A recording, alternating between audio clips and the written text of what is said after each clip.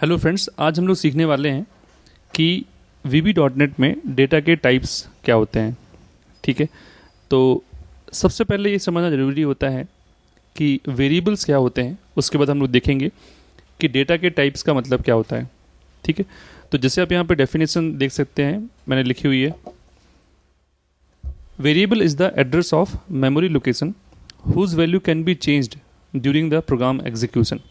इसका मतलब सिंपल सा है कि हमारे पास कंप्यूटर में, जैसे आपको मालूम होगा कि हम जब भी कोई प्रोग्राम कंप्यूटर पर रन करते हैं तो उस प्रोग्राम में जितनी भी डेटा की आवश्यकता पड़ेगी, जितनी भी मेमोरी की रिक्वायरमेंट होगी, वो सारी कौन फुलफ़िल करेगा? वो रैम फुलफ़िल करता है। मतलब हम ये भी कह सकते हैं कि आप कोई भी प्रोग्राम कंप्यूटर में चलाते हो, उस वक्त जब वो एग्जीक्यूट हो रहा होता है वो रैम में होता है। ठीक है, रैंडम एक्सेस मेमोरी में। अब जो रैम होती है वो बहुत साइज़ उसकी ज़्यादा होती है। अब उसमें अगर हमें कोई भी डेटा स्टोर करना है तो वो डेटा कहाँ स्टोर होगा, ये कौन बताएगा? ये ऑपरेटिंग सिस्टम बताएगा। ठीक है, तो अब अगर मान लीजिए मैं कोई भी रैम का कोई हिस्सा मैं यूज़ करना चाहता हूँ तो उसके लिए हमें क्या बनाना होगा? वेरिएबल बनाना होगा। ठीक है, तो जैसे मैंने आपको बताया कि बहुत सारी मेमोरी है, उसमें से कुछ पार्ट या उसका एक पार्ट आप अपने लिए यूज़ करोगे प्रोग्राम में, जिससे आप यूज़र कुछ भी इनपुट कर रहा है आप वो उसमें वैल्यू डाल सको। जैसे आपको मालूम होगा कि मैंने लास्ट क्लास में आपको बताया था कि हमने एक 2 नंबर जोड़ने के लिए सिर्फ फॉर्म बनाया था, जहाँ पे यूज़र से हम चाह रहे थे कि 2 नंबर वो डाले, और हम जब सबमिट पे क्लिक करेंगे, कैलकुलेट सम पे क्लिक करेंगे, तो हमें आंसर मिल जाना चाहिए। अब जब वो इनपुट करेगा तो उस वक्त जब तक हमने सम नहीं किया है या सम करने के बाद जो उसका रिजल्ट है वो हमें कहीं ना कहीं तो रखना होगा। ठीक है, जैसे मैं आपको अभी ये बता रहा हूँ और अगर आप नोट डाउन नहीं कर रहे हैं तो उस वक्त आपके ब्रेन में ये सब चीज़ें स्टोर होती जा रही हैं, तो आप उसको मान सकते हैं कि वो एक रैम है और आपने एक पर्टिकुलर एरिया में ये मेरी सारी बातें रिकॉर्ड कर रहे हैं। तो ऐसे ही वेरिएबल होता है।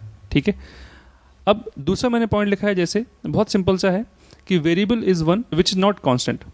इसका मतलब क्या है कि वेरिएबल क्या है? ऐसी कोई चीज़ जो कांस्टेंट नहीं है, मतलब जो फिक्स नहीं है, जिसकी वैल्यू चेंज होती रहेगी।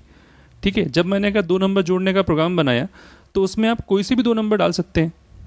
ठीक है, उसमें ऐसी कोई ज़रूरत नहीं है कि आप सिर्फ 2 नंबर जो आपने डाले वही प्रोग्राम के लिए फिक्स हो गए, वही चलेगा हर बार, उसी 2 नंबर से चलेगा प्रोग्राम। नहीं, आप हर बार कोई नई वैल्यू इनपुट कर सकते हो और आपको हर बार नया सम मिलेगा। समझ में आया? तो वेरिएबल मतलब क्या हो गया? वेरिएबल एक मेमोरी लोकेशन है उस रैम में जहाँ पे आप अपनी वैल्यूज़ स्टोर कर सकते हो जो प्रोग्राम में यूज़र इनपुट करेगा। ठीक है, अब किसी भी प्रोग्रामिंग लैंग्वेज में हमें अगर वेरिएबल डिफ़ाइन करना है तो उसके लिए हमें क्या चाहिए होता है? उसके लिए हमें डेटा टाइप डिफ़ाइन करने होते हैं। तो ये जो हमारा सेशन है इसमें हम लोग अभी विजुअल बेसिक .NET में तो वैसे डेटा के टाइप्स बहुत सारे होते हैं, डेटा टाइप्स, बट उनमें से कुछ चुनिंदा जो यूज़ हम लोग करते हैं वो हम लोग यहाँ पे देखेंगे। ठीक है, अब जैसे मैंने कभी, आप सोच रहे होंगे कि वेरिएबल में मैंने ये एक बिल्डिंग सी क्यों बना दी। मैंने समझाने के लिए बनाया है कि जैसे एग्जाम्पल के तौर पे कि ये इतनी बड़ी जो बिल्डिंग है, ये मान लीजिए कि ये रैम है। ठीक है, यहाँ पे हर ब्लॉक में कुछ लोग रहते होंगे। ठीक है, अब अगर मैं यहाँ नीचे खड़ा हूँ गेट में और मुझे किसी पर्टिकुलर पर्सन से मिलना है तो मुझे क्या करना होगा? मुझे उस ब्लॉक का नाम मालूम होना चाहिए। ठीक है, तो वेरिएबल इस तरीके से काम करता है कि इतनी बड़ी मेमोरी में हर ब्लॉक का कुछ एक नाम होगा, उस नाम के थ्रू ही आप उस जगह को एक्सेस कर पाओगे। ठीक है, तो ये आए समझ में आप लोगों को कि इसको हम वेरिएबल कैसे यूज़ करते हैं। अभी हम देखेंगे कि कैसे हम इसको डिफाइन करेंगे। VB.NET में जो डेटा टाइप्स होते हैं वो होते बहुत सारे हैं, जैसे मैंने आपको पहले बताया, बट इनमें से हम ये कुछ 5 हैं जो हम लोग यूज़ करेंगे। सबसे पहला है बूलियन वैल्यूज़। ठीक है, तो बूलियन वैल्यूज़ समझने के लिए बहुत इंपॉर्टेंट है, क्योंकि हम इसको अभी अपने जब हम प्रोग्राम बनाएंगे, सॉफ्टवेयर बनाएंगे, तो बहुत ज़्यादा यूज़ करेंगे। इसको याद रखना बहुत आसान होता है। जैसे हर चीज़ के 2 पहलू होते हैं। ठीक है, किसी सिक्के के 2 पहलू होते हैं, हेड या टेल। तो अगर हमें ऐसी कोई भी वैल्यू स्टोर करनी है ठीक है, जहाँ पे हमें सिर्फ ये स्टोर कराना है कि वो ट्रू है या फॉल्स है, ठीक है, तो हम क्या लेंगे वहाँ पे बूलियन वैल्यूज़ लेंगे। तो देखेंगे जैसे क्या है कि बूलियन डेटा टाइप जो होता है वो सिर्फ दो वैल्यू रख सकता है, ट्रू या फॉल्स। अब आप सोच रहे होंगे कि प्रोग्राम में बूलियन का क्या यूज़ होगा, है ना। तो मैं जैसे अभी आप यहाँ देख रहे हैं, एक चीज़ और देख लेते हैं पहले। जैसे मैंने यहाँ लिखा है डिम वैल्यू एज बूलियन, तो इस तरीके से हम लोग वेरिएबल डिफाइन करते हैं। ये बिल्कुल आपको ये जो लाइन लिखी है ये आपको याद रखनी है, क्योंकि पूरे हमारे सेशन में जितना भी हम .NET पढ़ेंगे वहाँ पे हर प्रोग्राम में लगभग हम 5 variable, 6 variable, 10 variable, number of variables define करेंगे, ठीक है। तो आपको मालूम होना चाहिए कि वेरिएबल कैसे डिफाइन करते हैं। तो जैसे मैंने यहाँ लिखा है ना, डिम वैल्यू एज बूलियन, तो यहाँ पे अब आप सोचोगे कि वेरिएबल कहाँ है। ये जो लिखा है मैंने वैल्यू, ये वेरिएबल है, ठीक है, ये वेरिएबल का एक नाम है। मतलब मैं चाहता हूँ कि वैल्यू नाम का एक वेरिएबल बनाओ जिसका टाइप क्या होगा, टाइप होगा बूलियन, ठीक है। तो इसका मतलब क्या हुआ, डिम ये जो होता है सिंटैक्स होता है। सिंटैक्स मतलब कि किसी भी चीज़ को लिखने का सही तरीका क्या है। तो अगर आपको वेरिएबल डिफाइन करना है तो आपको हमेशा डिम लिखना पड़ता है। डिम मतलब होता है डायमेंशन। डिम के बाद हम लोग लिखते हैं वेरिएबल का नाम, ठीक है, और एज लिख के यहाँ पे हम लिखते हैं डेटा के टाइप। जैसे अभी हमने सिर्फ क्या पढ़ा, बूलियन। अब जैसे आप देखोगे कि मैं वैल्यू इक्वल टू ट्रू लिखा है मैंने, तो इसका मतलब क्या है कि मैं वैल्यू में ट्रू डालना चाहता हूँ या मैं वैल्यू में फॉल्स डालना चाहता हूँ, ठीक है। तो इन दोनों में से कोई भी वैल्यू आप डाल सकते हैं। इतना समझ में आ गया होगा आपको। अब जैसे मैं आपसे अभी क्वेश्चन पूछा मैंने कि जो बूलियन है वो हमारे प्रोग्राम में कहाँ यूज़ होता होगा, है ना। तो जैसे मान लीजिए मैंने कहा कि मेरा एक प्रोग्राम बनाया मैंने छोटा सा, जहाँ पे यूज़र नेम और पासवर्ड डालने पर ही वो प्रोग्राम ओपन होता है, ठीक है। अब मैंने वहाँ कुछ कंडीशन लगा दी कि अगर यूज़र नेम आपने आशीष डाला, पासवर्ड आपने साइबर डेरी डाला, तभी आप उस प्रोग्राम में लॉगिन कर सकते हो। तो इस केस में क्या हुआ, इस केस में हम क्या करेंगे, एक बनाएंगे डिम लॉगिन एज बूलियन। अब अगर आपने यूज़र नेम पासवर्ड सही डाला होगा तो हम उस लॉगिन की वैल्यू क्या कर देंगे, ट्रू, ठीक है। और अगर आपने यूज़र नेम पासवर्ड, जो मैंने आपको बताया कि आशीष और साइबर डेरी है, यूज़र नेम आशीष और पासवर्ड साइबर डेरी, अगर आप ये नहीं डालते हो तो हम चाहते हैं कि लॉगिन की वैल्यू क्या हो, फॉल्स हो। तो समझ में आ गया कि अगर लॉगिन की वैल्यू ट्रू है तो हम लॉगिन कर पाएंगे, और अगर लॉगिन की वैल्यू फॉल्स है तो हम लॉगिन नहीं कर पाएंगे। तो ये होता है बूलियन। अगर आपको अभी भी कन्फ्यूज़न है तो थोड़ा सा वेट करिए, हम लोग जब अगले सेशन में पढ़ेंगे कि किस तरीके से कोडिंग करते हैं और किस तरीके से बूलियन डेटा टाइप यूज़ करते हैं, तब आपको सारी चीज़ समझ में आ जाएंगी। नेक्स्ट होता है इंटीजर्स। ये भी बहुत इजी है। इंटीजर मतलब क्या, जैसे आपने कहा कि आपकी एज है, ठीक है। मान लीजिए आपने कोई प्रोग्राम बनाया जहां आप चाहते हो कि यूज़र अपनी एज इनपुट करे। अब एज इनपुट करेगा तो आपको कोई वेरिएबल डिफाइन करना पड़ेगा। जैसे मैंने आपको बताया ना कि जितने भी यूज़र इनपुट करेगा आपके प्रोग्राम में, उनको स्टोर करने के लिए हमेशा वेरिएबल डिफाइन करना पड़ेगा। और वेरिएबल डिफाइन करने के लिए हमें क्या चाहिए होता है, डेटा टाइप। तो जैसे मैंने यहाँ पे लिखा हुआ है कि ये सारे VB.NET में डेटा के टाइप्स होते हैं, ठीक है। जैसे अगर मैं चाहता हूँ कि एज इनपुट कराना है तो एज मैं कैसे डिफाइन करूँगा, बाइट की तरह। मैं क्या लिखूँगा, डिम एज एज बाइट, ठीक है।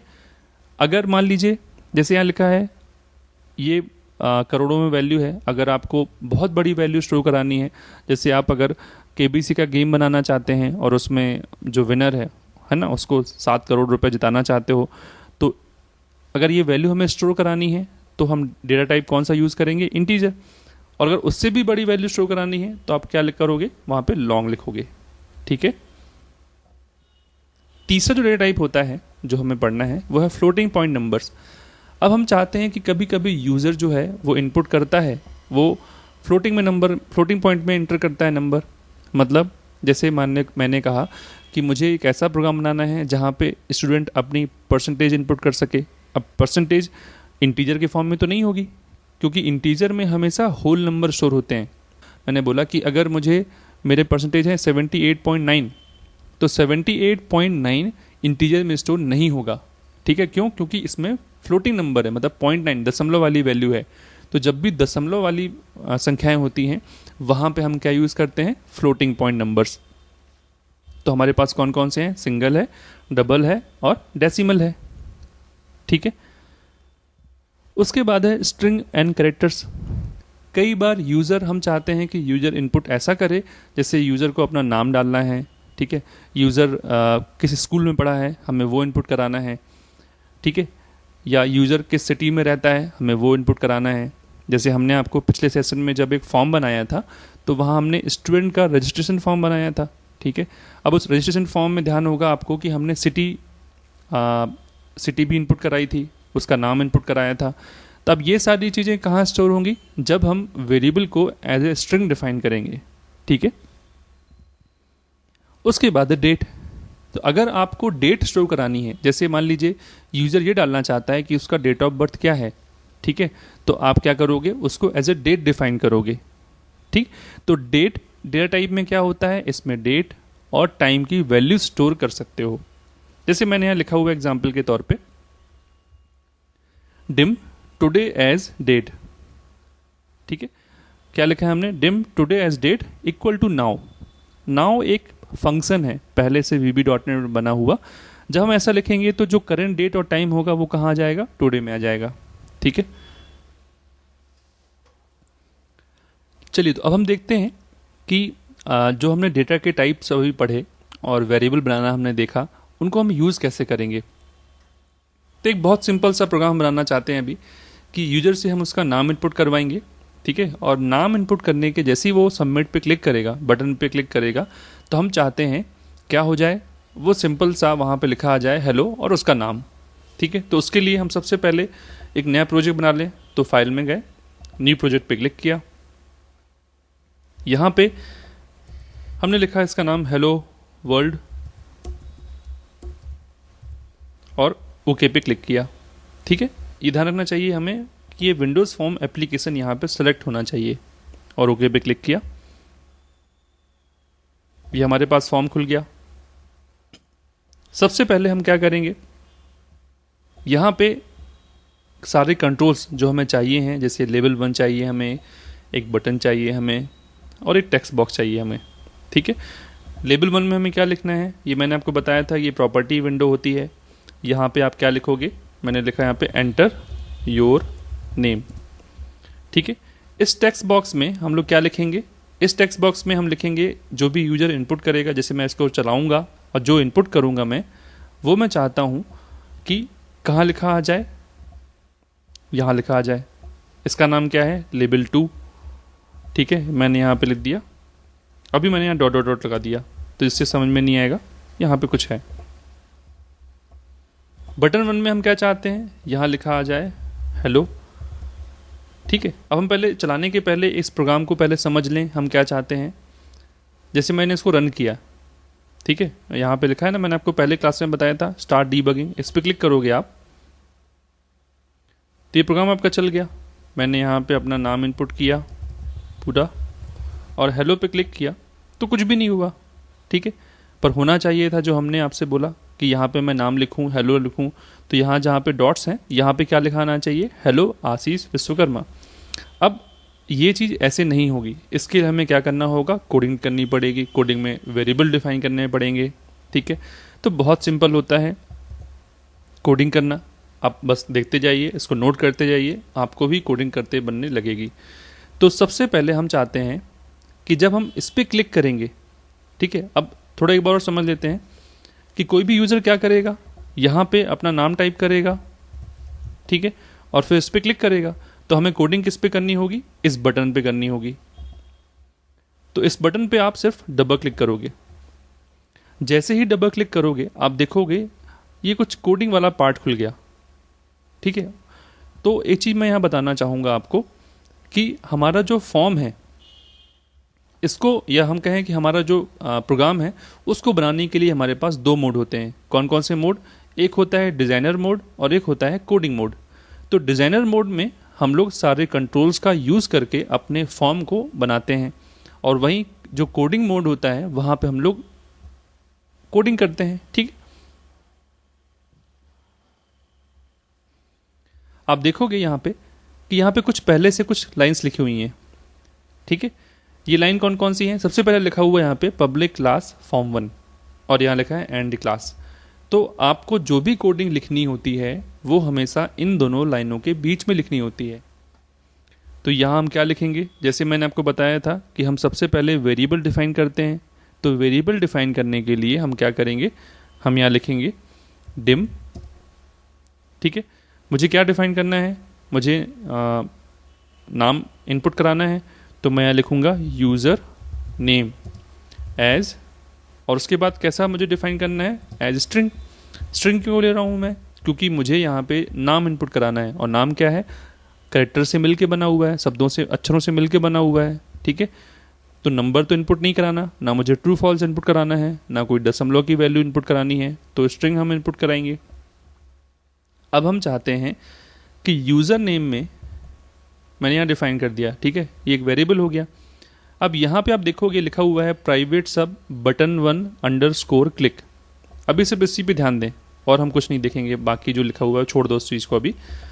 कि जब बटन 1 पे कोई क्लिक करेगा तो क्या होगा? तो ये जो इसके अंदर लिखोगे वो होगा, ठीक है। टैब दबाया हमने, यहाँ लिखा मैंने यूज़र नेम इक्वल टू, अब यूज़र नेम की वैल्यू कहाँ से मिलेगी? टेक्स्ट बॉक्स से, ठीक है।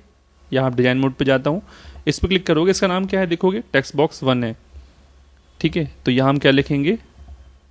Text box 1। अब जैसे आप देखोगे कि विजुअल बेसिक .NET में आप जब भी कोई गलत चीज़ करते हो, गलत लिखते हो कोडिंग में, तो हमेशा वो अंडरलाइन दिखाता है, ठीक है। इसमें बता रहा है, क्या दिखा रहा है यहाँ पे? देखो लिखा है कि value of type system.windows.forms.textbox cannot be converted to string।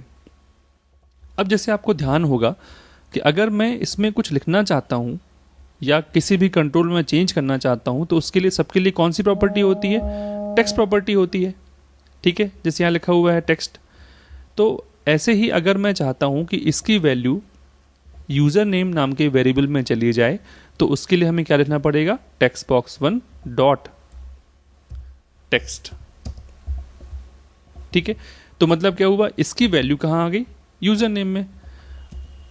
तो ये आप जब प्रैक्टिस करोगे इसकी, तो ये आपको याद हो जाएगा कि कैसे हम लोग क्या लिखते हैं कहाँ पे। तो बस आपको याद क्या रखना है कि जब मैं टेक्स्ट बॉक्स 1 डॉट टेक्स्ट लिख रहा हूँ, तो उसका मतलब क्या है कि मैं चाहता हूँ कि टेक्स्ट बॉक्स 1 में जो वैल्यू है, जो लिखा है, वो कहाँ आ जाए? यूज़र नेम में आ जाए। अब हम चाहते हैं कि यहाँ पे भी वो लिखा आना चाहिए। ये जो लेबल है, इसका नाम क्या है? लेबल 2, ठीक है। तो यहाँ मैं डबल क्लिक करके आया, मैंने लिखा यहाँ पे लेबल 2 डॉट टेक्स्ट। तो जब भी हमें लिखा हुआ चेंज करना है लेबल में, बटन में, टेक्स्ट बॉक्स में, फॉर्म में, कहीं पे भी, तो डॉट टेक्स्ट लिखना पड़ता है उस कंट्रोल के नाम के साथ में, ठीक है। अब मैंने यहाँ लिखा अगर यूज़र नेम, इस लाइन का क्या मतलब है? इस लाइन का बहुत सिंपल मतलब है, अगर दोनों को मैं समझाऊँ आपको फिर से, कि टेक्स्ट बॉक्स 1 में जो यूज़र ने इनपुट किया है उसको यूज़र नेम में डाल दो, और फिर यूज़र नेम की वैल्यू कहाँ डाल दो? लेबल 2 डॉट टेक्स्ट में, ठीक है। जो भी हम इस तरफ लिखते हैं वैल्यू, वो इस तरफ जाके असाइन हो जाती है। जैसे मैंने लिखा अगर कि a इक्वल टू 5, तो मतलब क्या है? मैं चाहता हूँ कि a में a की वैल्यू क्या हो जाए? 5 हो जाए, ठीक है। तो यहाँ सिंपल समझ में आ गया आपको।